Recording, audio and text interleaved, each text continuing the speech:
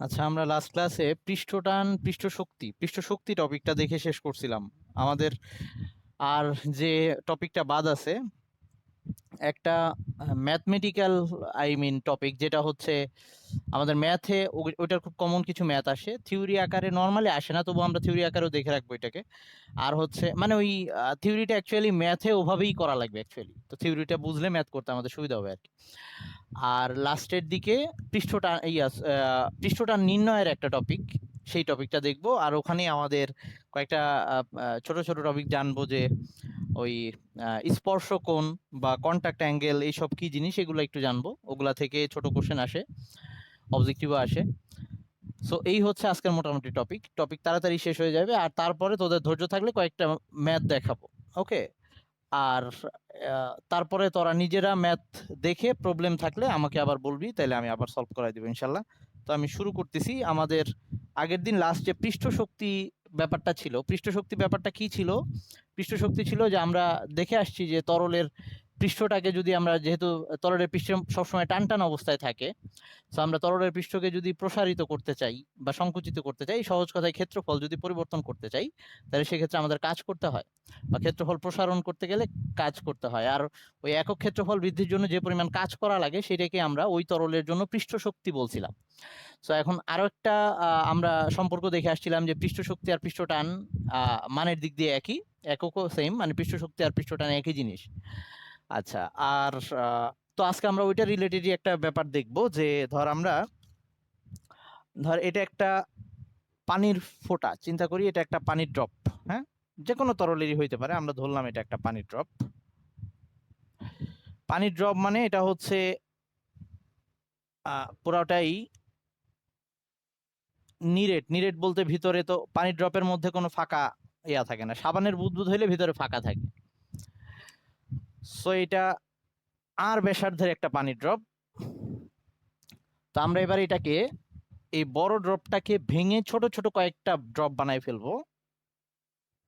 ধর এরকম এন সংখ্যক কিছু ছোট ছোট ড্রপ বানাবো, যেগুলোর প্রত্যেকটার ব্যাসার্ধ হচ্ছে আর করে। সরি, দুইটা তো সেম হয়ে গেল। এটার ক্যাপিটাল আর দিচ্ছে, এটার স্মল আর দিচ্ছে। হ্যাঁ, তো এরকম এন সংখ্যক বানাবো। তার মানে আমাদের কাজটা হচ্ছে একটা বড় পানির ড্রপকে ভেঙে ছোট ছোট এন সংখ্যক ক্ষুদ্র ক্ষুদ্র পানির ফোঁটায় পরিণত করব। তো এটা করতে গেলে আমরা অ্যাকচুয়ালি ক্ষেত্রফল বাড়ায় ফেলতেছি। ক্ষেত্রফল বাড়ায় ফেলা বলতে আমি আগেও বলছিলাম অনেকবার, আজকে আবার একটু মনে করাই দিই, যে নর্মাল ধর যদি আমরা একটা এই যে ডাস্টার দিয়ে চিন্তা করি, এই ডাস্টারটার এখন যা ক্ষেত্রফল আছে, ক্ষেত্রফল বলতে কি আমি বুঝাইছিলাম যে যেটুকু আমরা টাচ করতে পারি, এই যে জায়গাটুকু টাচ করা যাচ্ছে, এটা হচ্ছে তার পৃষ্ঠের ক্ষেত্রফল। আমি যদি এখন ডাস্টারটাকে কেটে দুই ভাগ করে ফেলি, মাঝখানে আরেকটা টাচ করার জায়গা বের হবে, এই খণ্ডের সাথে একটা বের হবে, ওই খণ্ডের সাথে আরেকটা বের হবে, মানে নতুন দুইটা তল পাবো আমি স্পর্শ করার মতো। তার মানে যত বেশি ক্ষুদ্র ক্ষুদ্র ভাগ করবো এই ডাস্টারটাকে, তত বেশি এটার পৃষ্ঠতলের ক্ষেত্রফল বেড়ে যাবে। ওকে। তো আমরা এই পানির ড্রপটাকেও যত এরকম ছোট ছোট ড্রপ বানাই ফেলবো, এখন তার পৃষ্ঠতলের ক্ষেত্রফল যা আছে তার তুলনায় ক্ষেত্রফল বেড়ে যাবে।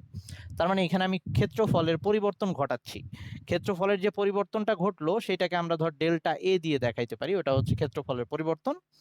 আর এই তরলের পৃষ্ঠটান সেটা যদি টি হয়, আচ্ছা, এটা হচ্ছে ক্ষেত্রফলের পরিবর্তন বা ক্ষেত্রফল বৃদ্ধি এখন বললাম। হ্যাঁ, বৃদ্ধি, এটা হচ্ছে ক্ষেত্রফল বৃদ্ধি, কতখানি ক্ষেত্রফল বাড়াইলাম সেইটা।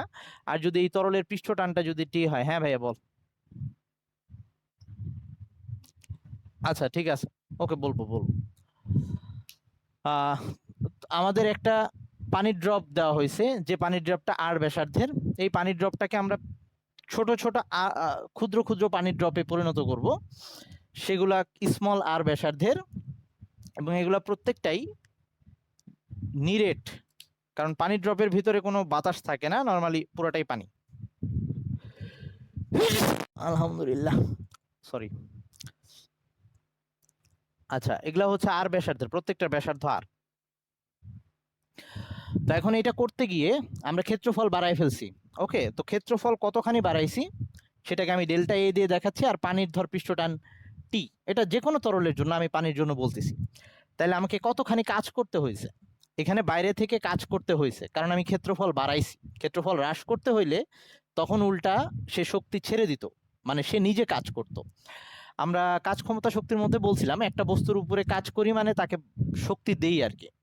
অথবা গ্যাস চ্যাপ্টারটা পড়ানোর সময় বলছি, বা যদি মনে না থাকে তাইলে এখন বুঝে নে, কোনো একটা কিছুর উপরে যখন আমরা কাউকে শক্তি দিব তার মানে তার উপরে কাজ করব। সো আমি এটার উপরে কাজ করে ক্ষেত্রফল বাড়াইলাম, মানে একে বাইরে থেকে শক্তি দিলাম। সো এই ক্ষেত্রে আমার যে কৃত কাজ সেটা যদি ডাব্লিউ হয়, আগের দিন আমরা পৃষ্ঠ শক্তির সূত্রটা পড়ে আসছিলাম যে এটা ছিল ডাব্লিউ ডিভাইডেড বাই ডেল এ, মানে প্রতি একক ক্ষেত্রফল বাড়াইতে যে পরিমাণ কাজ করতে হয় সেটাকে আমরা পৃষ্ঠ শক্তি বলে আসছিলাম।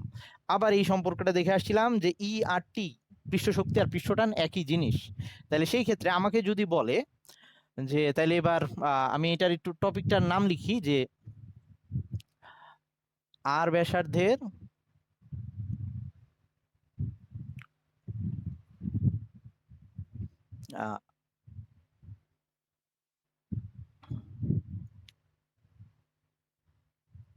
পানির ড্রপ বা ফোঁটা, হ্যাঁ, ফোঁটাকে ভেঙে এন সংখ্যক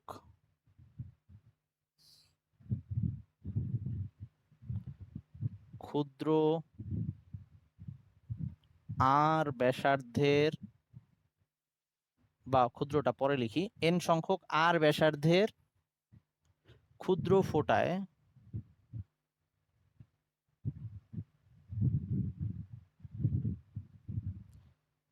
পরিণত করতে কৃত কাজ বা প্রয়োজনীয় শক্তি, যেটাই বলি ওই যে কাজ করাটাই হচ্ছে শক্তি দেওয়া, করতে কৃত কাজ বা প্রয়োজনীয় শক্তি, সেটা আমাদের বের করতে বলা হয়েছে।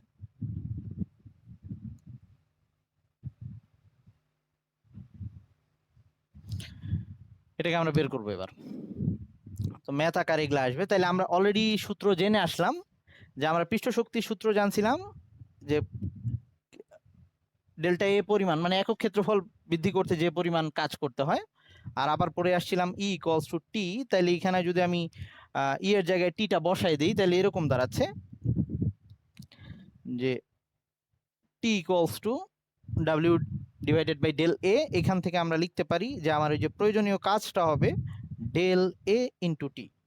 ওকে, তার মানে আমি এখন এটাই বের করব, কতখানি ক্ষেত্রফল বের করছি, বৃদ্ধি করছি, সেইটার সাথে গুণ দিয়ে দিব এর পৃষ্ঠটানটা, ওই তরলের পৃষ্ঠটান দেওয়া থাকবে, তাইলে সেই ক্ষেত্রে আমাদের টোটাল কাজ পেয়ে যাব বা প্রয়োজনীয় শক্তিটা পেয়ে যাব।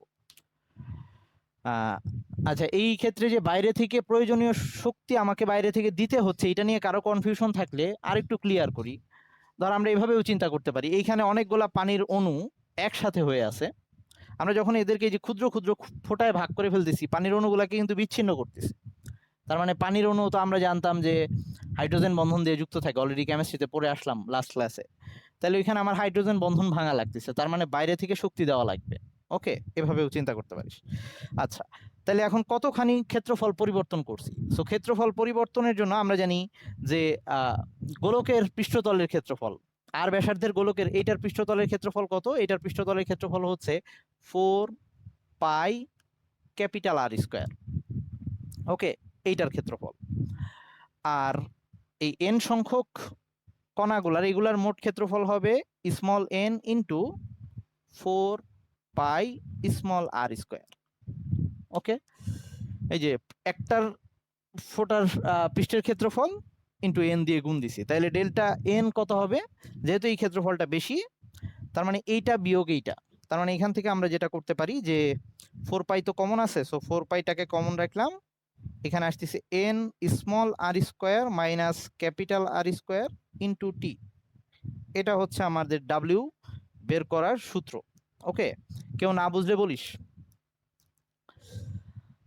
আর আমাদের আরেকটা কাজ করা লাগবে পরীক্ষায়, যে কোনো একটা ফোটার ব্যাসার্ধ বলা থাকবে ডিরেক্ট, আরেকটার ব্যাসার্ধ বের করে নিতে হইতে পারে। এরকম যদি হয় তাহলে সেক্ষেত্রে আমরা একটু ছোট্ট ক্যালকুলেশন করে নিব বা একটা ছোট্ট সম্পর্ক ইউজ করবো। এটা আমরা অলরেডি জানি, যেই ক্ষেত্রে ক্ষেত্রফল চেঞ্জ হয়েছে কিন্তু আয়তনের কিন্তু চেঞ্জ হয় নাই, পানি সেমই আছে। সো আয়তনের চেঞ্জ হয় নাই। সো এই বরফ ফোঁটাটার বা এই ড্রপটার, এই লার্জ ড্রপটার যে আয়তন আছে, এই সবগুলো স্মল ড্রপের টোটাল আয়তন এটা সমান হবে। সো এই ক্ষেত্রে আমরা আরেকটা সম্পর্ক ইউজ করতে পারি যে এন সংখ্যক ক্ষুদ্র যে ক্ষুদ্র ড্রপগুলো আছে তাদের মোট আয়তন হচ্ছে, এরা যেহেতু গোলক, 4/3 পাই আর কিউব ইকুয়ালস টু ওই বড় ফোটার আয়তনটা সমান হবে, তার মানে 4/3 পাই ক্যাপিটাল আর কিউব। কেউ না বুঝলে বলিস, এগুলো সহজ জিনিস, এগুলো ওই 9-10-এ আমরা যখন ওই যে এরকম ম্যাথ করছিলাম যে একটা লোহার গোলককে গলে আরো 3-4টা লোহার গোলক গলায় একসাথে করে বড় গোলক বানানো হয়েছে, এরকম আমরা কিছু ম্যাথ করছিলাম। আচ্ছা, তাহলে এই ক্ষেত্রে আমাদের ওই যে 4/3 পাই কাটাকাটি চলে যাচ্ছে, এখানে আসতেছে N R cube equals to capital R cube. এই সম্পর্কটা থেকে আমরা যদি একটা ব্যাসার্ধ দেওয়া থাকে আর একটা বের করে নিতে হয়, এটা দিয়ে বের করে নিতে পারবো। তাহলে আমাদের ম্যাথ করার সময় ওই সূত্রটা আর এই সূত্রটা কাজে লাগবে। কারো কোনো কোশ্চেন থাকলে বলি, সহজ জিনিস। আই মাসুদ, বুঝছিস? আচ্ছা, তো এইবার যদি উল্টা বলে যে এরকম ছোট ছোট ড্রপ একসাথে করে আমি একটা বড় ড্রপ বানাইতে চাই, সেক্ষেত্রে জাস্ট এইখানে ছিল ওই যে পরিণত করতে কৃত কাজ বা প্রয়োজনীয় শক্তি, ওই ক্ষেত্রে শক্তিটা নির্গত হবে। সো আমি এটাকে প্রয়োজনীয় শক্তি বা নির্গত শক্তি যেটা দিয়ে লিখি সূত্র একই হবে। আচ্ছা, কথাটা তোরা বুঝে নিস, নির্গত শক্তি যদি হয় একই হবে, খালি তখন আগে ক্ষেত্রফলটা বেশি থাকবে, পরে ক্ষেত্রফলটা চেপে আসবে, কিন্তু আমরা ওই ক্ষেত্রফলের পরিবর্তন বের করতে গিয়ে আবার এই কাজই করব। আর হচ্ছে সেই ক্ষেত্রে নির্গত শক্তি কেন, কারণ ওই যে পানির অণুগুলোকে আবার এক জায়গায় করতেছি, তাদের মধ্যে আবার নতুন করে হাইড্রোজেন বন্ধন সৃষ্টি হচ্ছে, আর আমরা জানি বন্ধন সৃষ্টি হইলে শক্তি নির্গত হয়, এরকম ছিল। সো আমরা যেহেতু ওই সেন্স থেকেও বলতে পারি যে এই ক্ষেত্রে শক্তিটা নির্গত হবে বা ও নিজে কাজ করবে, এরকম একটা বাইরে থেকে শক্তি নেবে। সো যেভাবেই বলুক সূত্র একটাই, আমাদের এই সম্পর্কটা ইউজ করতে হবে আর এই লাস্টে এই সূত্র। আচ্ছা, এখন যদি এরকম নিরেট না হয়ে, ধর আমরা ওই যে সাবানের বুদবুদ, যেগুলা সাবানের বাবল আমরা ছোটবেলায় এগুলা ফুলায় আসছি, তো ওরকম যদি আমরা ওই ক্ষেত্রেও বাবলটা ফুলানোর সময় আমরা কিন্তু আস্তে আস্তে ক্ষেত্রফল বৃদ্ধি করতেছি, তো এই ওই ক্ষেত্রে কৃত কাজ কত হবে সেটা যদি একটু বের করার চেষ্টা করি।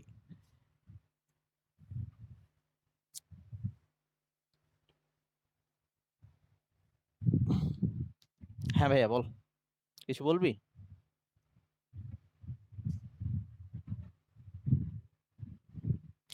হ্যাঁ, একই সমীকরণ, কারণ ধরো ওই যে সবগুলো ড্রপকে আমি এক জায়গায় করলাম, তাদের মোট ক্ষেত্রফল যা ছিল আগে, তাদের সবগুলোর মোট ক্ষেত্রফল ছিল ওই যে N into 4 pi r square, sorry small r square, আর পরে এবার বানাই ফেলবো এন 4 পাই আর স্কোয়ার। এবার আমি ক্ষেত্রফল সংকোচন করে ফেলবো, কিন্তু যদি আমি ডেল্টা এ বলি মানে ক্ষেত্রফলের পরিবর্তন বলি, সেমে আসবে, সেম মান আসবে কিন্তু নেগেটিভ আসবে। আই মিন যদি আমরা ওই ডেল্টা এর মানটা নেগেটিভ করে রাখি, আমরা অবশ্য নেগেটিভ নিব না, আমরা সবসময় একই সূত্র ইউজ করব যে ডেল্টা এ মানে পরিবর্তন, কতখানি পরিবর্তন করছি। শুধু জাস্ট এটা মনে রাখতে হবে যে ওই অণুগুলাকে আবার যখন একসাথে করছি, ওই বন্ধনটা যখন নর্মাল, আমরা যখন একটা বন্ধন ভাঙি যে পরিমাণ শক্তি দিতে হয়, ওই বন্ধনটা গড়লে আবার সেই পরিমাণ শক্তি বেরোয় আসে। সো একই কথা, ওই ড্রপগুলোকে যখন আলাদা আলাদা করছিলাম, পানির কিছু কিছু অণুর বন্ধন ভেঙে আমরা দূরে দূরে সরাইছিলাম, ওগুলাকে আবার এক জায়গায় আনতেছি। সো বন্ধন ভাঙতে যে পরিমাণ শক্তি দেওয়া লাগছে, ওদেরকে আবার এক জায়গায় আনতে সেই একই পরিমাণ শক্তি নির্গত হয়ে আসবে। বুঝছিস কি ভাই? আচ্ছা, তো এবার সাবানের বুদবুদ যখন আমরা প্রসারিত করতেছি সেক্ষেত্রে কৃত কাজ, সাবানের বুদবুদ প্রসারিত করার ক্ষেত্রে কৃত কাজ। তো ধর ওই যে আমরা যে আগে বাবলগুলোকে ফুলাইতাম, তো ধর একটা সাবানের বুদবুদ যেটা আগে এরকম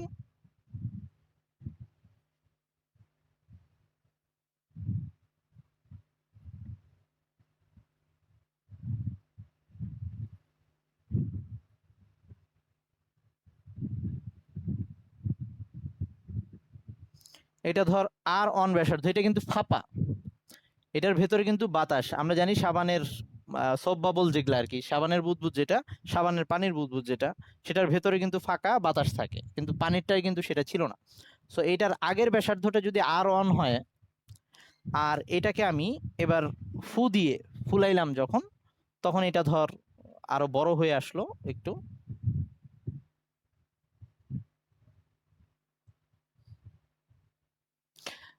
এইটার ব্যাসার্ধ যদি এবার R2 হয়, তাহলে এই ক্ষেত্রে আমাদের আগেরবার যে ক্ষেত্রফল বের করছিলাম, আগেরবার তুই যে আলাদা আলাদা, এবার কিন্তু একই বাবলকে ফুলাইছি, বড় হয়েছে এরকম। সো আমরা এই যে পৃষ্ঠতল বাড়ায় ফেলছি। সো এখন এই ক্ষেত্রে আমাদের ডেল্টা এ যেটা যে পরিবর্তন, সেটা কত? আগে তার পৃষ্ঠতলের ক্ষেত্রফল ছিল pi r one square, 4 pi r one square, আর পরে হয়ে গেছে সেটা 4 পাই R2 স্কোয়ার। ওকে, তো শেষ ব্যাসার্ধ আদি ব্যাসার্ধ, এখানে R1 R2 দিয়ে বুঝাইলাম কারণ একই বাবল, খালি আমরা ফুলে ব্যাসার্ধ চেঞ্জ করছি। আচ্ছা, তো এখন আমাদের যে ব্যাপারটা, আগের বার ভেতরের পৃষ্ঠে মানে ভেতরের কিন্তু ফাঁকা ছিল না, এবার কিন্তু ভেতরে ফাঁকা, তার মানে আমার পৃষ্ঠ সম্প্রসারণটা দুই জায়গায় হয়েছে। মানে একটা সাবানের বাবলের কথা যদি চিন্তা করি, তার হাত বুলানোর মতো জায়গা বাইরে আছে এবং ভেতরেও আছে, যদি আমরা ভেতরে হাত দিতে পারি তাহলে ভেতরেও আছে, মানে পৃষ্ঠটা বা ক্ষেত্রফলটা দুই পাশেই বেড়ে যাচ্ছে, বাইরের সাইডেও ভেতরের সাইডেও। সো এইখানে 2 দিয়ে গুণ দিতে হবে। সো আগে মোট তার ক্ষেত্রফল যেটা, সেটাই যে বাইরের পৃষ্ঠ ভিতরের পৃষ্ঠ, এখানেও 2 দিয়ে গুণ ছিল, পরে যার নতুন ক্ষেত্রফল হয়েছে এটা তো ওই যে আমরা খালি বাইরের পৃষ্ঠতল বলি, সো ভেতরের পৃষ্ঠ আছে, সো এটা 2 দিয়ে গুণ হয়েছে। ওকে, সো এইবার তাইলে এই ডেল্টা এ যেটা, সেটা হবে 2 পাই 2 ইন্টু 4 পাই R2 square minus R1 square. So এইবার আমাদের যদি কাজটা বের করতে বলে, সে আবার ডেল্টা এ ইন্টু টি, সো আমাদের ওই যে পৃষ্ঠটান বলে দেওয়া থাকবে, আমরা এটা বসাই দিয়ে দিব। একবারে 8 পাই বসাই দিতে পারিস, আবার কেউ চাইলে ওভাবেও লিখতে পারিস, ইচ্ছা। 8 pi R2 square minus R1 square into T.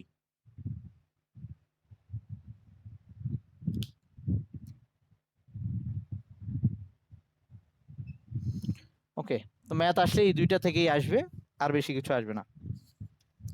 ওকে, আমরা এবার একটা নতুন টপিকে চলে যাচ্ছি। আগে আমরা বলে আসছিলাম, হ্যাঁ ভাইয়া, কোথায় বুঝিস নাই ভাইয়া?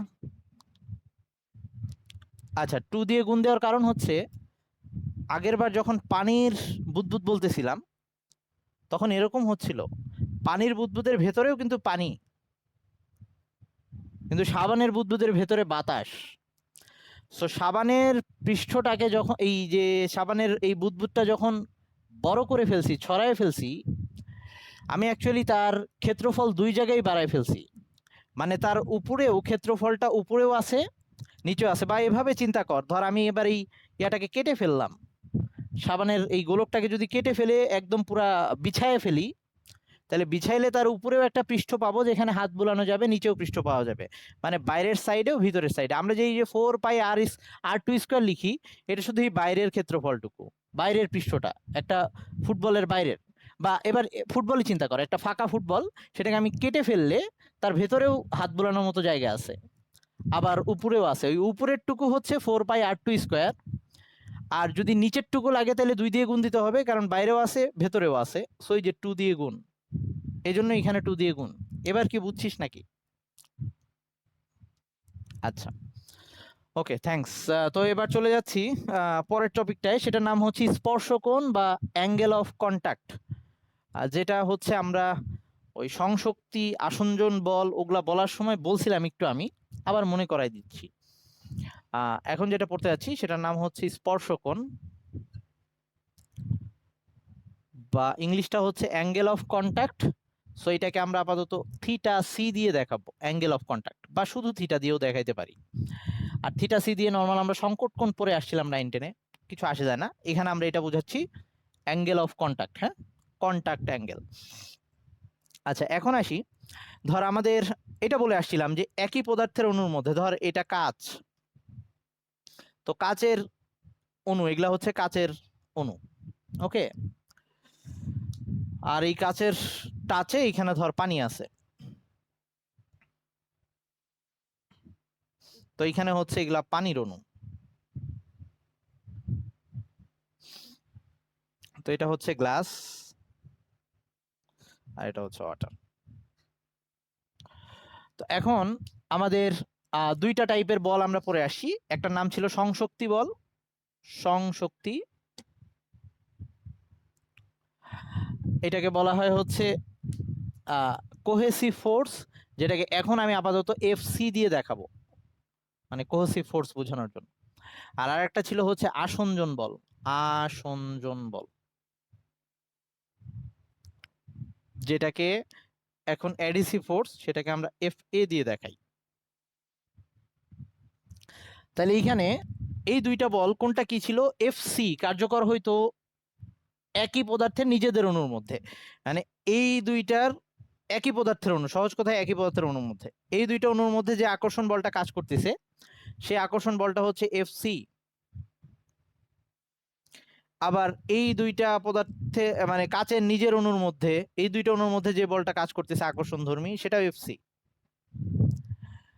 এটা হচ্ছে একই পদার্থের নিজের অণুর মধ্যে যে আকর্ষণ বল কাজ করে, সেটাকে আমরা সংশক্তি বল বলি। আর এই কাচের অণুর সাথে এই পানির অণুর যে আকর্ষণ বল কাজ করতেছে, সেটা হচ্ছে এফ এ, অ্যাডিসিভ ফোর্স। তো একটা পদার্থ আর একটা পদার্থের গায়ে লেগে থাকবে কিনা, বা একটা তরল পদার্থ আর একটা পদার্থকে ভিজাবে কিনা, এইটা এই দুইটা বলের উপরে নির্ভর করে।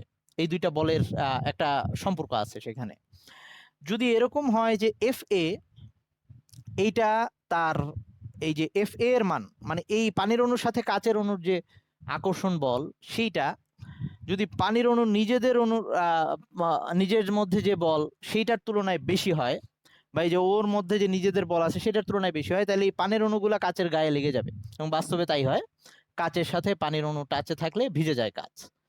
কিন্তু এটাই যদি আমরা পারদের জন্য করি, তখন দেখবেন পারদ কাচের গায়ে লাগে না, বা কাচের সাথে পারদ পারদের মধ্যে কাচ ডুবাইলেও কাচ ভিজবে না, এরকম হবে। অথবা আমরা কচু পাতার মধ্যে পানি যখন দেখি, কচু পাতা পানির সাথে ভেজে না, পানির মধ্যে ডুবাইলে ভেজে না, তার মানে তখন এই ব্যাপারটা হয় যে কচু পাতার ক্ষেত্রে এই এফ এ এটা কম হয়, ওকে।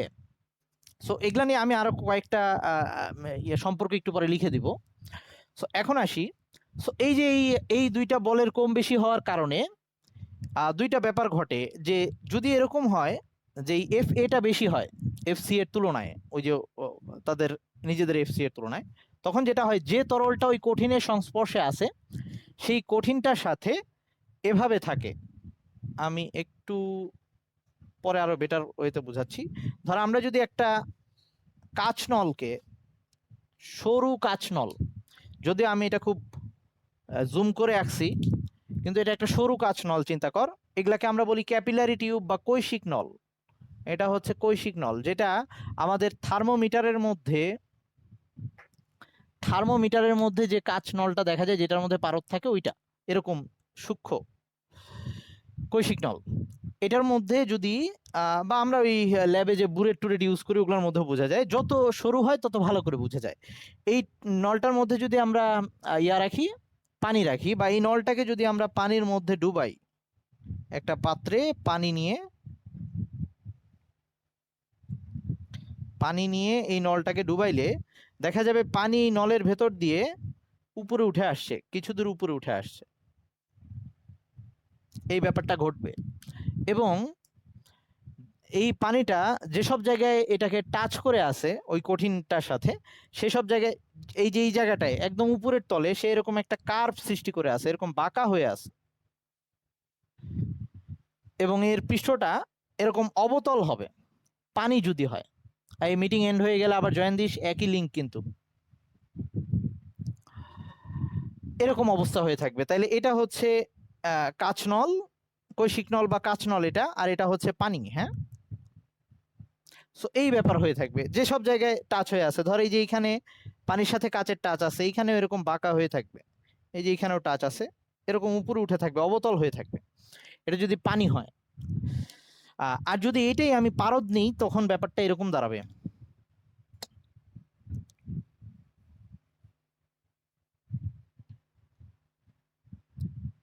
এটাই যদি আমরা পারদের জন্য করি, ওই একই নলকে যদি আমরা কাঁচ নলটাকে যদি পারদের মধ্যে ডুবাই তখন উল্টা ব্যাপার দেখা যাবে পারদ উপরে না উঠে পারদ নিচে নেমে গেছে। এরকম পারদ, ধর এটা হচ্ছে পারদ, যে বাইরের দিকে পারদ গুলো আছে সেগুলোর লেভেল এইটুক,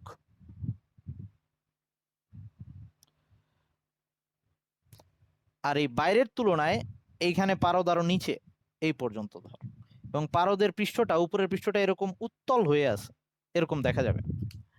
এবং একই অবস্থায় যে যেখানে যেখানে টাচ করছে এখানে এই অবস্থা, এই যে এইখানেও এরকম এটা উত্তল হয়ে থাকবে, এইখানেও এরকম উত্তল হয়ে থাকবে। সো তার মানে বোঝা যাচ্ছে যে পৃষ্ঠগুলা বা সরি যে তরলগুলা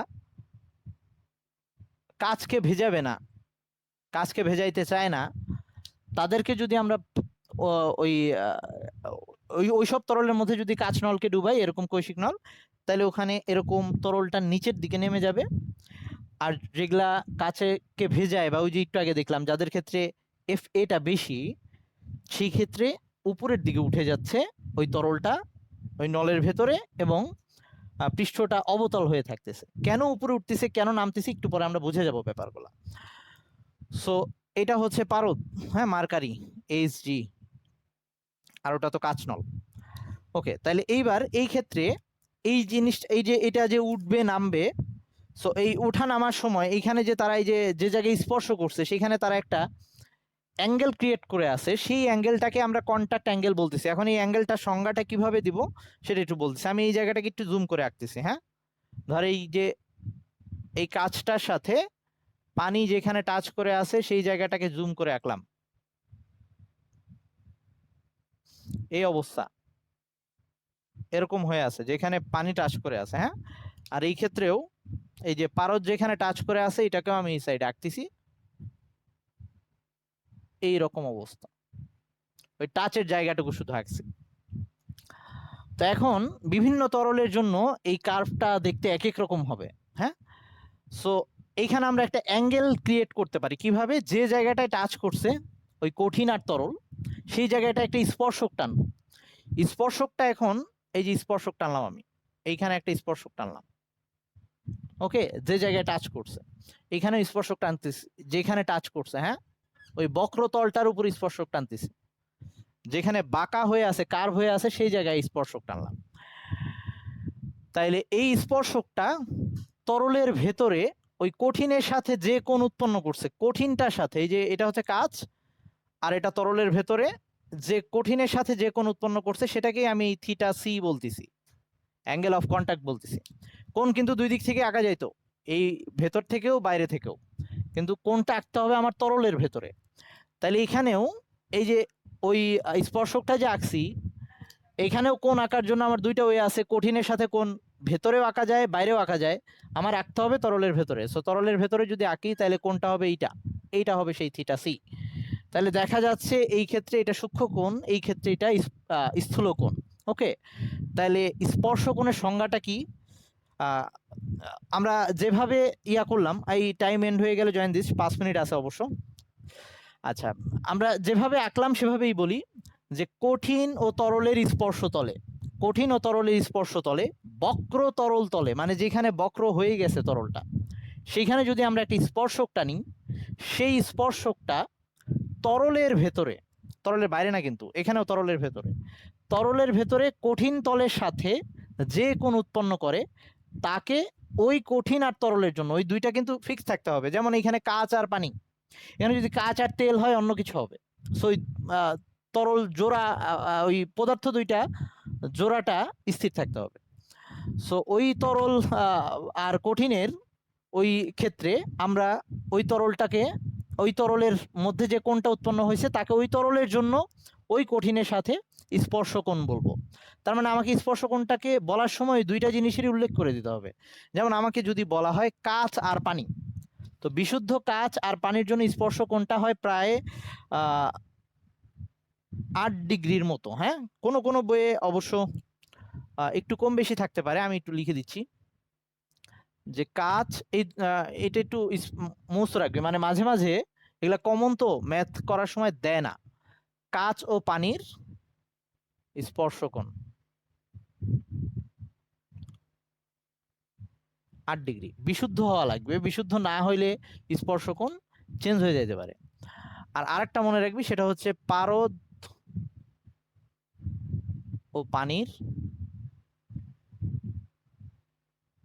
স্পর্শকোণ সেটা 139 ডিগ্রি দেওয়া আছে, কোনো কোনো ক্ষেত্রে কোনো বইয়ে 140 ডিগ্রিও দেওয়া থাকতে পারে। না উল্লেখ করা থাকলে যেটাই লিখবি। হ্যাঁ ভাইয়া, বুঝে নেই। ও sorry sorry sorry sorry sorry, ভুল বলে ফেলছি। পারদার কাচ, থ্যাঙ্কস। পারদার কাচের স্পর্শকোণ সেটা 139 ডিগ্রি, কোনো কোনো বইয়ে 140 ডিগ্রি থাকে। আর এটা 8 ডিগ্রি, আমরা চাইলে এটাকে 0 ডিগ্রি ইউজ করতে পারি, কারণ ওই 8 ডিগ্রিতে খুব বেশি হেরফের হয় না। ওকে, সো কখনো 0 ডিগ্রি দেওয়া থাকলে 0 ডিগ্রি ইউজ করবি, বা এরকম থাকতে পারে আর কি। আচ্ছা, তার মানে আমরা একটা ব্যাপার বুঝে যাচ্ছি, যদি স্পর্শকোণটা <90 ডিগ্রি হয়, তাইলে তরলটা ওই কঠিনটাকে ভিজাবে। আর যদি 90 ডিগ্রির বেশি হয়, তাহলে তরলটা ওই কঠিনটাকে ভেজাবে না, বা ওই কঠিন বলবো না, ঠিক বলবো যে ওই পদার্থটাকে ভেজাবে না আর কি। আচ্ছা, তো এই স্পর্শকোণ কয়েকটা ব্যাপারের উপরে নির্ভর করে। এগুলা থেকে পরীক্ষা আসলে শুধু এই যে সংজ্ঞা আসবে, স্পর্শকোণ কাকে বলে, আর অবজেক্টিভ আকারে এগুলো আসতে পারে, কাচ ও পানির স্পর্শকোণ কত, বা স্পর্শকোণ কি কি ব্যাপারের উপর নির্ভর করে, রিডিং পড়বে আর কি। আচ্ছা, স্পর্শকোণ কয়েকটা ব্যাপারের উপর নির্ভর করে। একটা তো বললাম যে কিরকম কঠিন আর তরলটা কিরকম, সেটার উপরে ডিপেন্ড করতেছে। কঠিন আর তরলের প্রকৃতির উপর, এটা গেল। যেমন এই যে কাচের সাথে পানির একরকম হচ্ছে, পারদের একরকম হচ্ছে, এটা গেল। আরেকটা হচ্ছে বললাম বিশুদ্ধতার উপরে, বিশুদ্ধ কতখানি বিশুদ্ধ তার উপরেও সেটা ডিপেন্ড করবে। আর আচ্ছা, আরেকটা ব্যাপার সেটা একটু বেশি দরকারি, সেটা হচ্ছে যে তরলটার উপরে বা মুক্ততল, এটা হচ্ছে তরলের মুক্ততল, সেই মুক্ততলে কোন পদার্থ আছে সেটার উপরে নির্ভর করে। ধর আমি এখন এই যে পানির উপরে, এই যে যেখানে পানির ফ্রি জায়গাটুকু, এই জায়গায় এখন বাতাস আছে।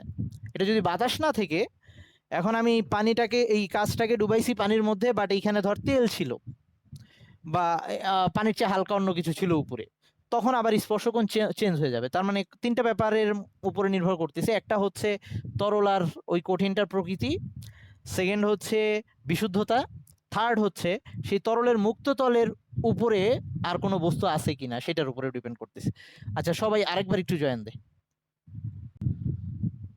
ওকে, এখন এই যে অ্যাঙ্গেল অফ কন্ট্যাক্ট বা এই যে স্পর্শকোণ, এটা ওই এমনি তো বুঝে গেলাম যে যদি এরকম হয় যে তার সংশক্তি বলটা বেশি হয়, তার মানে নিজের অণুর মধ্যে আকর্ষণ বেশি, তখন এই অবস্থা হবে। যদি এরকম হয় কাচের সাথে আকর্ষণ বেশি, তাহলে এই অবস্থা হবে। মানে অন্য পদার্থের অণুর প্রতি যদি তার আকর্ষণ বেশি, মানে আহ ইয়া এফ এটা যদি বেশি হয়, তখন ওই অবস্থা হবে। তাহলে এটাকে একটু সম্পর্ক দিয়ে লেখা যায় এভাবে, তিনটা পয়েন্ট, মানে অবজেক্টিভের জন্য এটা, যে যদি এফ, আচ্ছা এফ সি দিয়ে যে আসঞ্জন বল, সংশক্তি বল বুঝাইছিলাম, ওটা একটু লিখে রাখি, সংশক্তি বল,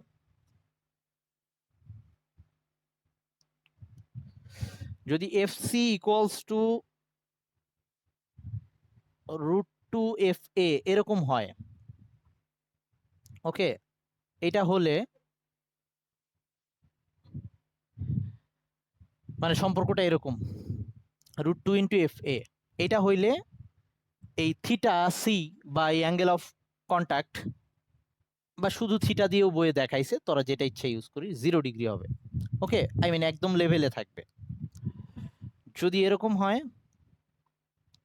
FC is greater then √2 FA, এই ক্ষেত্রে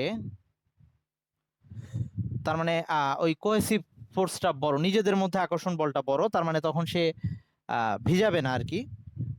আচ্ছা, নাকি উল্টা বললাম? হ্যাঁ ভিজাবে না। ওকে, হ্যাঁ ঠিক আছে। Theta C is greater than 90, মানে ওই পারদের ক্ষেত্রে থিটা সি গ্রেটার দেন 90। আমি উল্টাপাল্টা বলে ফেললে বলিস আবার। এফ সি, তোরা এতক্ষণে বুঝে ফেলছিস, এটা যদি লেস দেন √2 FA হয়, তখন theta C less than 90 degree. এই তার মানে বোঝাই যাচ্ছে যদি ওই আসঞ্জন বলটা মানে অন্য পদার্থের প্রতি তার অ্যাট্রাকশনটা বেশি হয় তখন ভিজাবে। যেমন এই যে এটা বেশি হয়েছে তখন সে ভিজাবে, মানে হচ্ছে লেস দেন 90। পানির ক্ষেত্রে যেমন 8 ডিগ্রি হয়েছে, পানি আর কাচ। আর এই ক্ষেত্রে গেটার আসঞ্জন বলের তুলনায় সংশক্তি বলটা বড়, মানে নিজেদের মধ্যে আকর্ষণটা বেশি। এই যে পারদ, এই জন্য এই কাচকে সে টানে নাই বা কাচের প্রতি তার অ্যাট্রাকশন নাই, কাচকে সে ভিজাচ্ছে না। সো এই ক্ষেত্রে এই যে এই অবস্থা, অ্যাঙ্গেল অফ কন্ট্যাক্টটা হচ্ছে 90 ডিগ্রির চেয়ে বেশি। আর এই দুইটা যদি ইকুয়াল হয়, আই মিন √2 অবশ্যই এখানে কনস্ট্যান্ট আকারে আছে, সবগুলোর সাথে √2 আছে। সো সেই ক্ষেত্রে একদম লেভেলে থাকবে, মানে ওই এরকম অবস্থা দাঁড়াবে। ওকে, আচ্ছা। তো এইবার আসি, এই যে উঠে গেল আর এখানে যে নেমে গেল, এইটার রিজনটা দেখি। কেন উঠলো, এই ক্ষেত্রে কেনই বা নামলো, বা কিভাবে উঠলো। সো আমরা এখন যেটা করতে যাচ্ছি সেটা হচ্ছে, আচ্ছা তার আগে আরেকটা সংজ্ঞা আসে। এইটাকে তো বললাম কৈশিক নল। আর কৈশিক নলের মধ্যেই যে এরকম কোনো একটা তরল পদার্থের উপরে উঠে যাওয়া বা এই যে নিচে নেমে যাওয়া, এই ব্যাপারটাকে বলা হয় কৈশিকতা বা ক্যাপিলারিটি। ওকে, ওই কৈশিক নালীর যে ধর্ম সেটাকে বলা হয় কৈশিকতা। ওকে, আর আরেকটা হচ্ছে, মানে এই সংজ্ঞাগুলো জাস্ট একটু লিখে নিবি, নোটের মধ্যে আশা করি থাকবে। স্পর্শকোণের সংজ্ঞা আসবে, আর এই যে কৈশিকতা কাকে বলে সেটা আসবে। আর একটা হচ্ছে এই যে উপরে উঠে যাওয়া, এটাকে আমরা বলতেছি এই যে অধিক্ষেপ বলি। ওকে, তরল যে উপরে উঠে গেল আর নিচে নেমে গেল সেটাকে অবনমন বা অবক্ষেপ বলে। এগুলো নর্মালি আসে না, এমনি বাংলাটা একটু জেনে রাখা আর কি। তো আমরা এখন যেটা পড়তে যাচ্ছি, এই যে কেন এটা উপরে উঠে যাচ্ছে, আর এই উপরে উঠে যাওয়াটা থেকে আমরা একটা তরলের পৃষ্ঠটান নির্ণয় করব। অবশ্য সবসময় যে উপরে উঠা দিয়ে না, নিচে নামা দিয়েও বের করতে পারবো। সো আমরা এখন এইটা ইউজ করবো আর কি, যে আমরা যেটা এখন করতে যাচ্ছি, যে একটা কৈশিক নলের মধ্যে পানি কতখানি উপরে উঠতে পারে সেই উচ্চতাটা নির্ণয় করতে পারবো, বা ওই উচ্চতাটা আমরা বের করে আমরা পৃষ্ঠটানটাও নির্ণয় করতে পারবো। সো আমি এই টপিকটার কয়েকভাবে নাম দেওয়া যায়। সো আমরা ওভাবেই দেই যে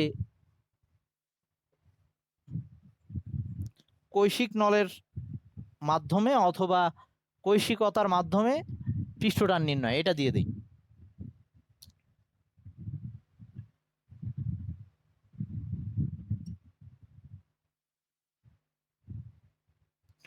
কৈশিকতার পরীক্ষার মাধ্যমে আর কি, যা হোক কৈশিকতার মাধ্যমে পৃষ্ঠটান নির্ণয়, অথবা এটাকে আমরা এটাও বলতে পারি,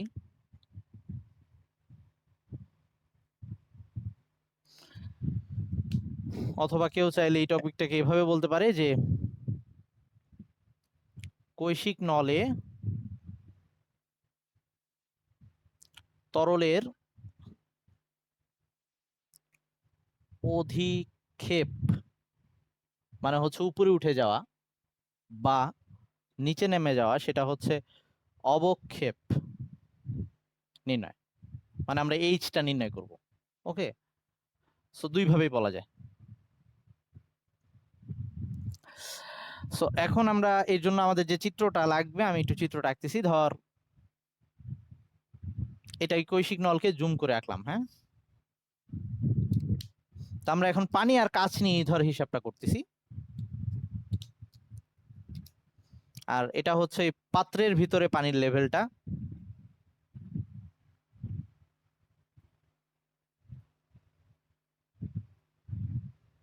এটা হচ্ছে পাত্রের ভেতরে যে পানির লেভেলটা।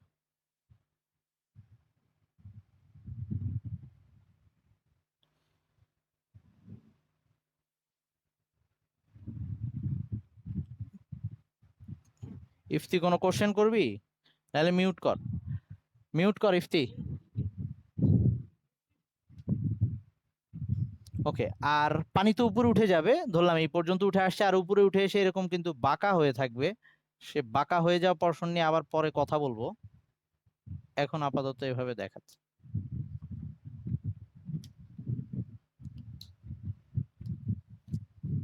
সো এই যে বক্র তরল তল, এটা হচ্ছে এখন পানি যে ভিতরে উঠে গেছে সেই পোরশনটা।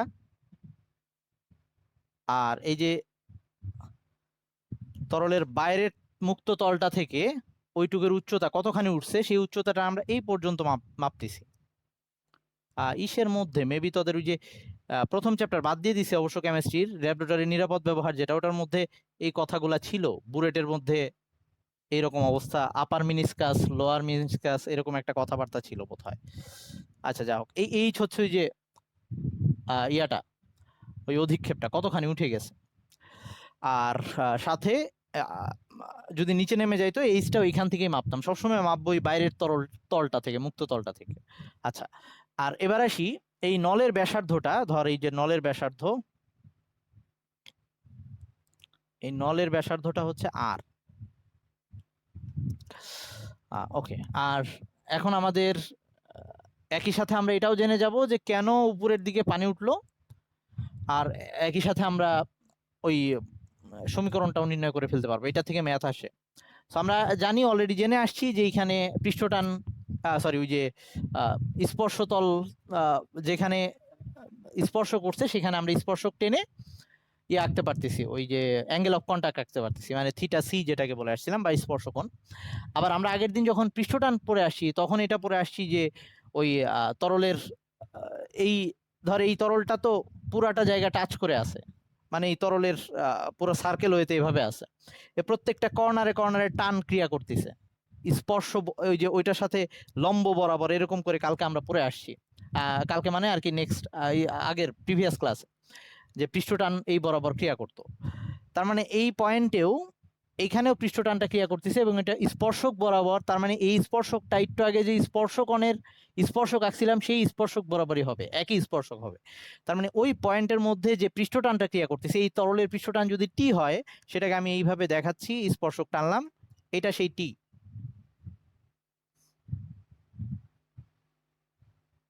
কেউ না বুঝলে বলিস। আমরা পৃষ্ঠটানটাকে এখানে দেখাইলাম, পৃষ্ঠটান ছিল ওই স্পর্শক বরাবরই ক্রিয়া করতো, পৃষ্ঠের স্পর্শক বরাবর, তরল পৃষ্ঠের স্পর্শক বরাবর। সো এইখানে তরল পৃষ্ঠটা ওই কাচের সাথে টাচ করে আছে, ওই পয়েন্টে স্পর্শক টানলে এটাই হয়। সো এই বরাবরই এখানে পৃষ্ঠটানটা ক্রিয়া করতেছে।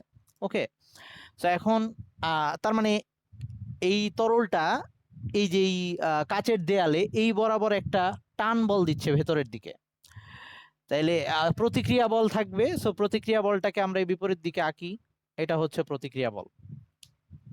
সো এটা যদি টি হয়, এটা প্রতিক্রিয়া ক্রিয়া প্রতিক্রিয়া সমান হবে, সো এটাও টি বল। সো এখন এটা হচ্ছে ওই যে স্পর্শকোণ যেটাকে আমরা থিটা, শুধু থিটা দিয়ে দেখাইলাম এখন, আর থিটা সি লিখতেছি না, হ্যাঁ বইয়ের মধ্যেও থিটা দিয়েই লেখা আছে। তো এখন এটা যদি থিটা হয়, তো আমরা এটাকে থিটা লিখতে পারি বিপ্রতীপ কোণ আকারে। তাহলে এখন এই যে এই বলটা, যেটা প্রতিক্রিয়া বলটা ছিল, এটাকে আমরা দুইটা ভাগে ভাগ করে ফেলতে পারি, এগুলো এখন আমরা জানি যেহেতু আমাদের ভেক্টর পড়া শেষ। সো এইটা একটা আনুভূমিক উপাংশ, একটা উলম্ব উপাংশ, এই দুইটা থাকবে। সো এইটা হবে টি কস থিটা, আর এইটা হবে টি সাইন থিটা। আচ্ছা, তাইলে এই পয়েন্টে একটা এরকম টি সাইন থিটা কাজ করতেছে, যেটা বাইরের দিকে এরকম অপোজিট, ঠিক এটার অপোজিট পয়েন্টে আরেকটা এরকম আমি টি কস থিটা পাবো। আমি এখানে আঁকতেছি একইভাবে স্পর্শ টি, এইটা থিটা, তার মানে উপরের দিকে টি কস থিটা, আর এই দিকে এই যে প্রতিক্রিয়া বল, সেম কাহিনীটা এই পয়েন্টের জন্য দেখাইলাম। কেউ কিছু না বুঝলে বলিস, এইটা থিটা। সো এই পয়েন্টেও একটা টি সাইন থিটা কাজ করতেছে বাইরের দিকে। ওকে, তার মানে এটা যেহেতু একটা সার্কুলার জিনিস, এই এরকম বৃত্তাকার জিনিস ভেতরে সার্কেল করে আছে, তার মানে এই পয়েন্টে একটা টি সাইন থিটা, অপোজিটে আর একটা টি সাইন থিটা, এই সাইডে একটা টি সাইন থিটা, অপোজিটে একটা টি সাইন থিটা, মানে এই পুরো সার্কেলটার সব দিকে একটার বিপরীতে আর একটা টি সাইন থিটা আছে। তার মানে এখন এই পুরা তরল পৃষ্ঠটার উপরে টি সাইন থিটা যতগুলো আছে সবগুলা মিলে কাটাকাটি চলে গেছে, এইটা নাই, অবশিষ্ট নাই। কেউ না বুঝলে বলিস। শুধুমাত্র উপরের দিকে টি কস থিটা গুলা রয়ে গেছে এই পুরা সার্কেল জুড়ে। এটা কিন্তু একটা সার্কেল, আমরা সার্কেলের সাইড থেকে দেখতেছি, পুরা সার্কেল জুড়ে উপরের দিকে টি কস থিটা কাজ করতেছে। সবাই এইটুকু বুঝছিস কিনা?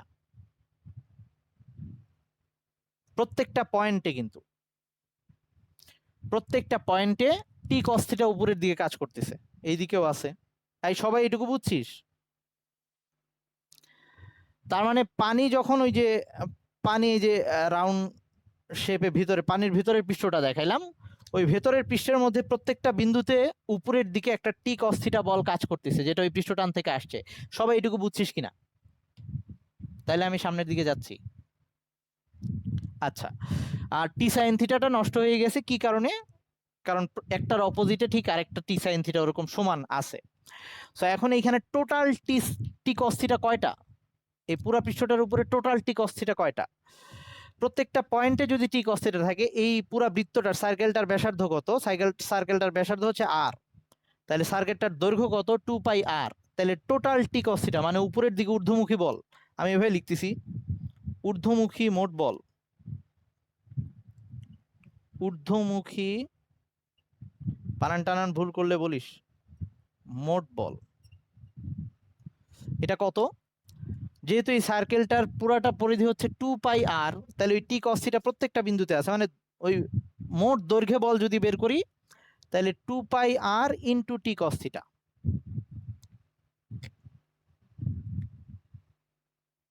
ওকে, এইটা হচ্ছে উপরের দিকের মোট বল। এই এইচটাকে আবার এটার সাথে এইচ কিন্তু এইটারে বুঝাইছি। ওকে, এটা হচ্ছে উপরের দিকে মোট বল। এই বলটা উপরের দিকে আসে এবং যেটাকে কেউ নিউট্রালাইজ করে নাই, তার মানে এই বলটার কারণে পানি এখানেই ছিল, ওই বলটার কারণেই পানিটা উপরে উঠে আসতেছে।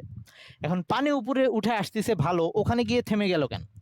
তার মানে বোঝা যাচ্ছে পানি যখন উপরে উঠতেছে, পানিকে তো আবার অভিকর্ষ বল টানতেছে। তার মানে পানি উঠতে উঠতে যখন এই পরিমাণ পানি উঠে গেছে, এই পানিটুকুর ওজন আর এই যে উপরের দিকের বল এটা সমান হয়ে গেছে। সবাই এটুকু বুঝতে পারতেছিস?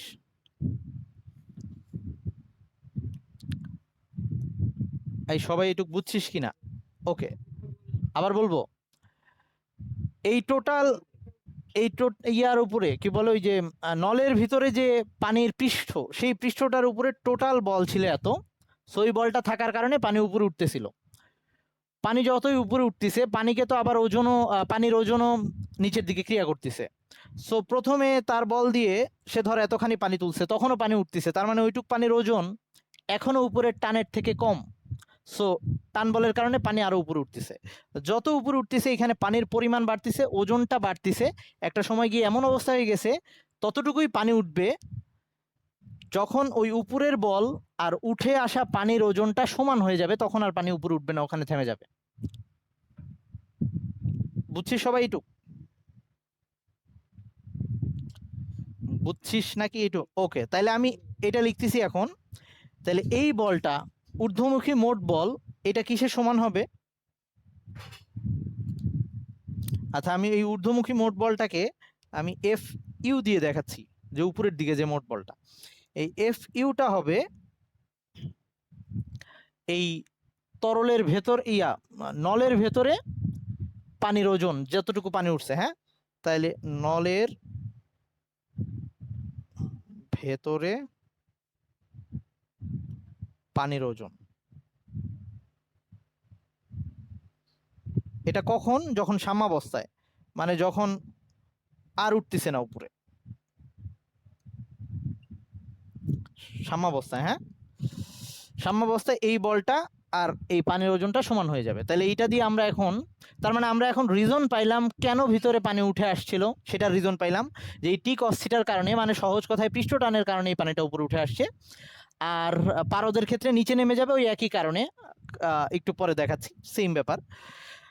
আর এখন আমরা বের করতে যাচ্ছি যে কতটুকু উঠছে সেটা বের করতে যাচ্ছি। তাহলে এবার আমাদের যেটা লাগবে, আমি একটু এই জিনিসটা মুছি। তাইলে এখন আমার লেখা লাগবে এফ ইউ মানে হচ্ছে 2 পাই আর টি কস থিটা, এটা ইকুয়ালস টু এটার ভিতরে মোট ওজন, এটার ভিতরে যে পানি সেটার মোট ওজন। সো এটার ভিতরে যে পানিটা আছে, পানিটার মোট ওজন আমরা জানি, পানি যে পাত্রে রাখা হয় তার আয়তন ধারণ করে, এরকম একটা অবস্থা। তাহলে আমরা এই পুরা পানিটুকুর আয়তনটা নিব একটু দুইটা ভাগ করে। ফার্স্টে এইটুকের আয়তন নিব, এই যে এইটুকের আয়তন নিব। এটা একটা সিলিন্ডার, এটা একটা সিলিন্ডার যার উচ্চতা হচ্ছে এইচ আর যার ব্যাসার্ধ হচ্ছে আর, তাইলে মোট আয়তন হচ্ছে pi r square H. So পানির আয়তনটা তো ভি রো জি এরকম ছিল, হ্যাঁ। তো পানির আয়তনটা হচ্ছে ভি রো জি। আমি এটাকে দুইটা আয়তনে ভাগ করতেছি। এই যে এইটুকের অংশের আয়তন হচ্ছে, এইটুকের অংশের আয়তন ধরলাম ভি, আর এই যে এই সাইড দিয়ে যেটুকু উঠে আছে, যেটার আয়তন আমরা ওই সিলিন্ডারের মধ্যে আনতে পারি নাই, এইটুকু অংশের আয়তন ধরলাম ধর ভি প্রাইম। তাহলে টোটাল পানির আয়তন ভেতরে হচ্ছে ভি প্লাস ভি প্রাইম আর রো জি, পানির ঘনত্ব রো জি। এটা রো পানি না হয় অন্য কোনো তরলও হইতে পারে। আচ্ছা, তাইলে এবার এটা লেখা যায়,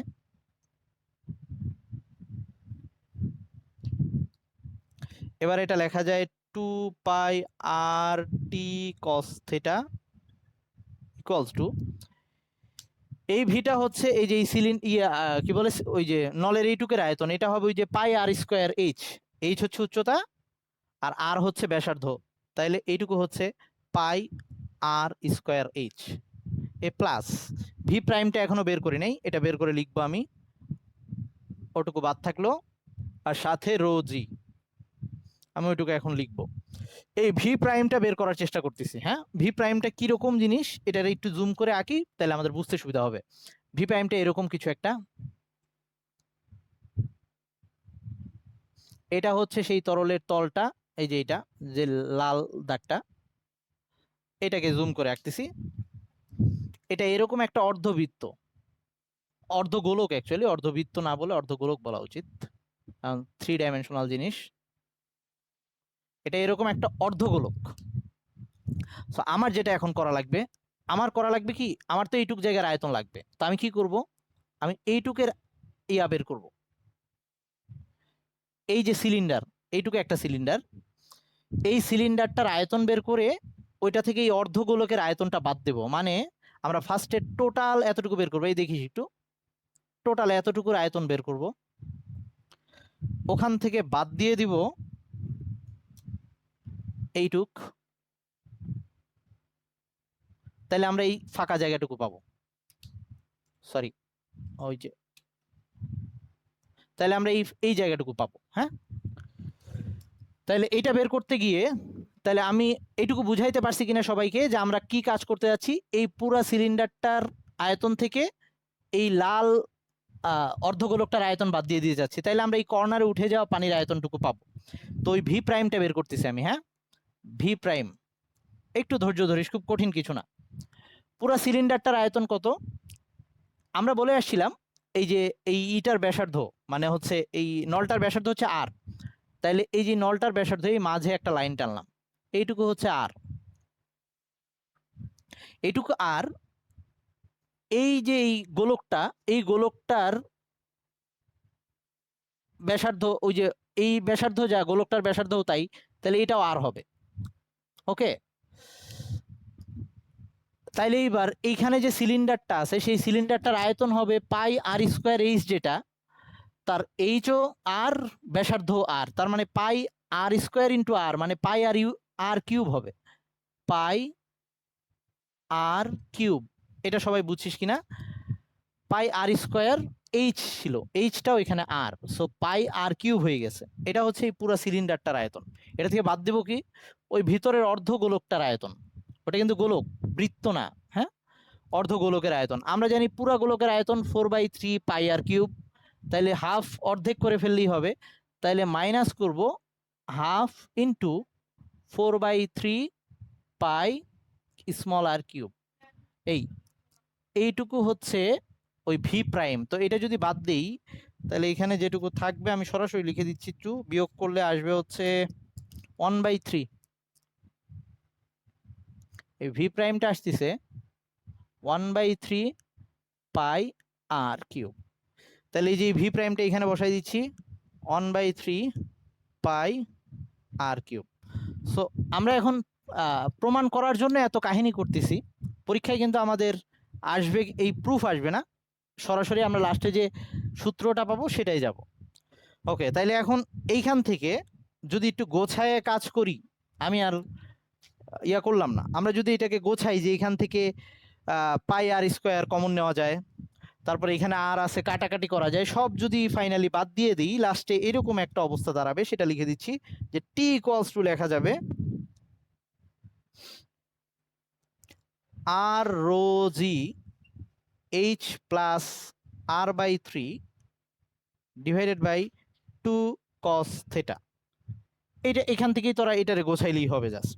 এই যে 2 কস থিটা এটাকে নিচে নিয়ে আসছি, পাই কমন নেব, ওখান থেকে কাটাকাটি চলে যাবে, আর একটা কমে যাবে, রোজি থেকে যাবে, লাস্টে এইরকম একটা অবস্থা দাঁড়াবে। এটা হচ্ছে আমাদের সেই পৃষ্ঠটান নির্ণয়ের রাশিমালাটা আমরা বের করলাম। সো আমাকে আমরা কোশ্চেন দেখবো যখন ম্যাথ করব, মনে হয় আজকে আর তোদের ধৈর্য নাই, পরের দিনে আমার দেখান লাগবে। পৃষ্ঠটান নির্ণয়ের ম্যাথগুলো যখন আসবে আমাদের বলে দিবে যে ওই কাঁচ নলের ব্যাসার্ধ আর বলে দেওয়া থাকবে, তরলটার ঘনত্ব বলে দেওয়া থাকবে, স্পর্শকোণ বলে দেওয়া থাকবে। কখনো আবার বলবে না ওই যে দুইটা মুখস্থ রাখতে বললাম, কাঁচ পানি আর কাঁচ পারদ। কখনো আমাদের পৃষ্ঠটান নির্ণয় করতে বলবে, কখনো আবার ওগুলা বাকি সব ডাটা দেওয়া থাকবে, বের করতে বলবে আমাদের এই এইচ, ওকে, যে কতখানি উঠছে বা নামছে। তো এবার আসি একটা ব্যাপার, কিছু ছোট ছোট জিনিস বলবো, আমাদের টপিক শেষ, চ্যাপ্টারও শেষ আর কি।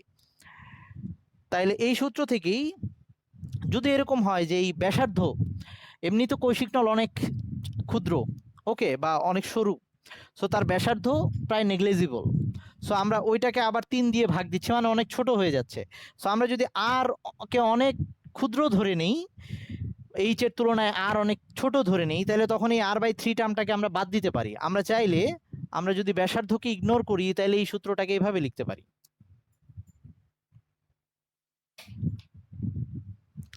ব্যাসার্ধকে যদি আমরা ইগনোর করি তাহলে আমরা এই সূত্রটাকে জাস্ট আর রো জি এইচ, মানে কখনো যদি আমাদের মনে হয় যে এইচ এর তুলনায় আর অনেক ছোট এরকম যদি লাগে, তাহলে তখন আমরা এই আর বাই 3 পোর্শনটাকে বাদ দিতে পারি। তো তখন এটাই শুধু আর রো জি এইচ থাকবে, আর নিচে থাকবে 2 কস থিটা,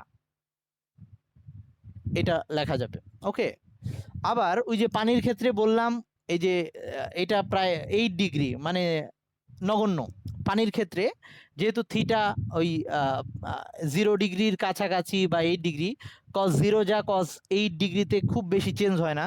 সো পানির ক্ষেত্রে আমরা এটাকে, পানির ক্ষেত্রে অবশ্যই বিশুদ্ধ পানি, পানির ক্ষেত্রে আমরা যদি থিটাকে প্রায় 0-র কাছাকাছি ধরে নিই, তাহলে সেক্ষেত্রে cos 0 ইকুয়ালস টু 1, মানে t ইকুয়ালস টু আমরা এটা লিখতে পারবো r rho g h divided by 2। Okay, যখন, আচ্ছা এগুলোকে মুছে দিই, আরেকবার দেখলে বুঝে যাবি, খুব কঠিন কিছু না কিন্তু। এটাকে এখানে লিখে দিই যে থিটা প্রায় 0-র কাছাকাছি, হ্যাঁ। সো এটা এভাবে লিখতে পারবো।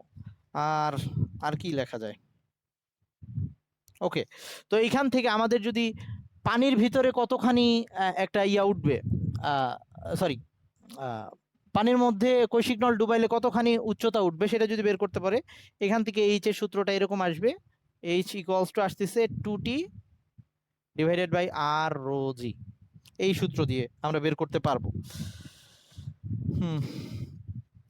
আচ্ছা, আর আরেকটা ব্যাপার,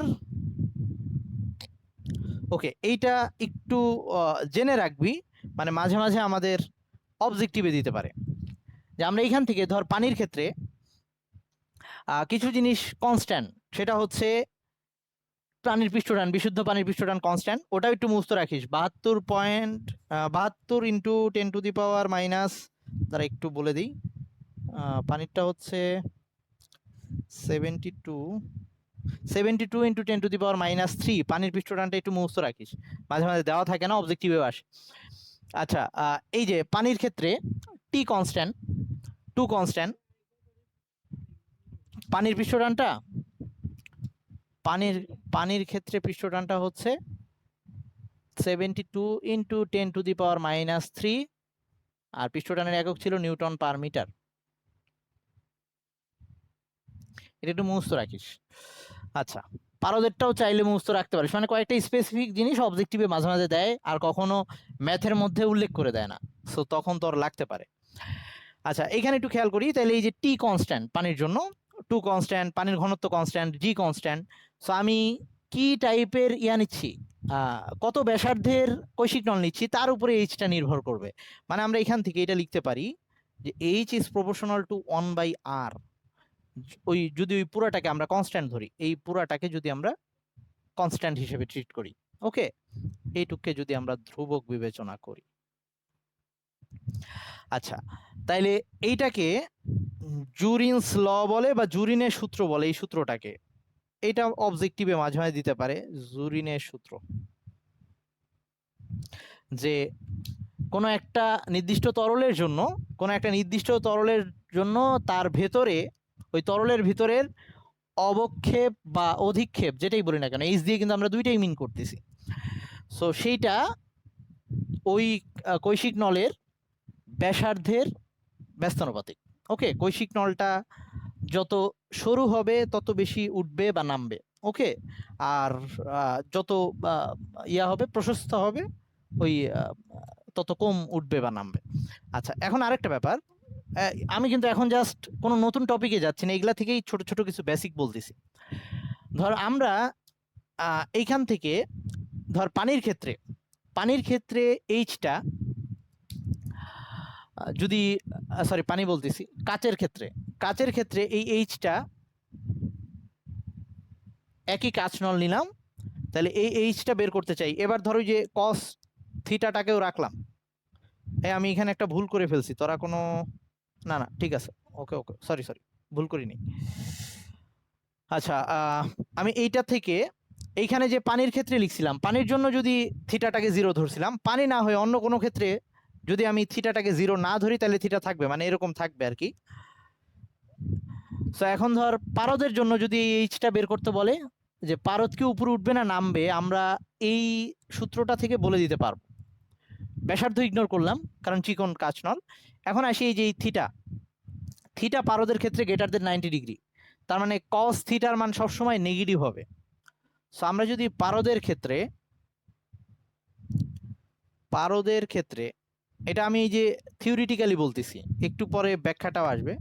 পারদের ক্ষেত্রে যেহেতু থিটা গ্রেটার দেন 90 ডিগ্রি, তার মানে কস থিটাটা সবসময় নেগেটিভ আসবে, কস থিটা অলওয়েজ নেগেটিভ হবে। আর কস থিটাটা নেগেটিভ আসা মানে তোর এইচ, সুতরাং এইচ নেগেটিভ আসবে। এইচ নেগেটিভ আসা মানে কি, নিচে নেমে যাবে, ওকে,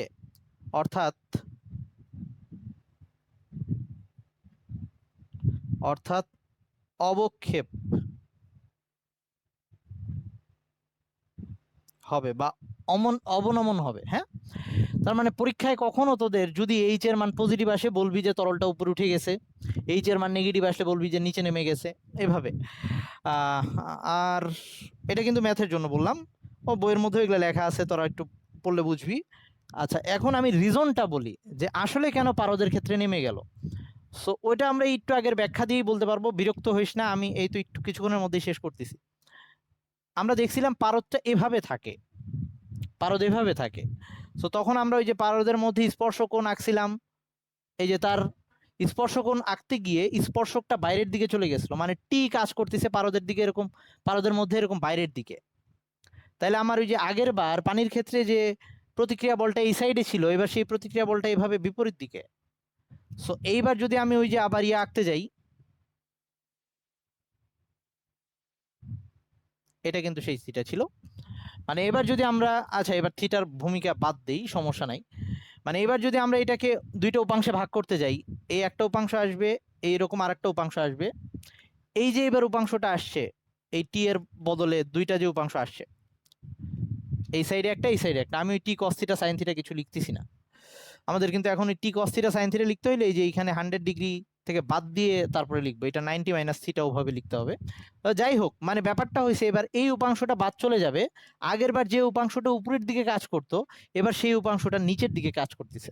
ওকে, সো এবার পারদ নিচে নামছে এই কারণেই যে পৃষ্ঠটা, এবারও পৃষ্ঠটানের জন্যই পৃষ্ঠটানটা এবার এমনভাবে ক্রিয়া করতেছে পারদের ক্ষেত্রে বা ওই সব তরলের ক্ষেত্রে যারা কাজকে ভেজাচ্ছে না, তাদের ক্ষেত্রে পৃষ্ঠটানটা এমনভাবেই ক্রিয়া করতেছে, তাদের যে লব্ধি বলটা, শেষে থেকে যাওয়া বলটা, সেটা ঊর্ধ্বমুখী না হয়ে নিম্নমুখী হচ্ছে। সো এইবার ওই ব্যাপারটা কাজ করতেছে। ওকে, তো থাকলো আজকে এই পর্যন্ত। আমাদের পরের ক্লাসে তাইলে আমরা ম্যাথ দেখব। সো তার মানে মাঝখানে তোরা ম্যাথ ক্লাসটা নেওয়ার আগে, আচ্ছা এই চ্যাপ্টারের লাস্টে, একদম লাস্টে পৃষ্ঠটান সম্পর্কিত কয়েকটা ঘটনা এগুলা দেওয়া আছে, আমি এগুলা পড়ানোর সময় বলে ফেলছি। সো তোরা পড়লে বুঝবি, তারপরেও না বুঝলে আমাকে বলতে পারবি নেক্সট ক্লাসে। এগুলা থেকে খ নাম্বারে কোশ্চেন আসবে, অবশ্যই পড়বি, বাদ দিবি না, খ নাম্বারে কোশ্চেন আসে এগুলা থেকে। আচ্ছা, চ্যাপ্টার শেষ, ম্যাথ বাকি আছে। সো আজকে চাইছিলাম ম্যাথ দেখাইতে, কিন্তু এখন তোদের ধৈর্য থাকবে না। ম্যাথ খুব কঠিন না, তোরা যে কোনো বই ফলো করতে পারিস, কোনো সমস্যা নাই। আমি নর্মালি দেখাই ইয়াতে, এটার নাম কি, তপন স্যারের বই ফলো করি। তোরা যে কোনো বই দেখতে পারিস, তবে তপন স্যারের বইটাই সব জায়গায় ফলো করে নর্মালি। তারপরে তুই পড়লে অন্য বই পড়িস, সেটা পরের ব্যাপার। তো তোরা যেহেতু এক সপ্তাহ টাইম পাচ্ছিস, এর মধ্যে একটু ম্যাথগুলো দেখে রাখবি, তাহলে আমার জন্য সুবিধা হবে। আমিও আমার মতো কয়েকটা করাবো, তোরাও যদি প্রবলেম বলিস তাহলে ওটাও দেখাইতে পারবো। আর আরেকটা ব্যাপার, নেক্সট তাইলে আমরা এই চ্যাপ্টারটা শেষে আমরা 8 নাম্বার চ্যাপ্টার, যেটা হচ্ছে পর্যাবৃত্ত গতি, ওই চ্যাপ্টারটা ধরবো ইনশাল্লাহ। তো ভালো থাকিস সবাই, আল্লাহ হাফেজ। ওয়ালাইকুম আসসালাম।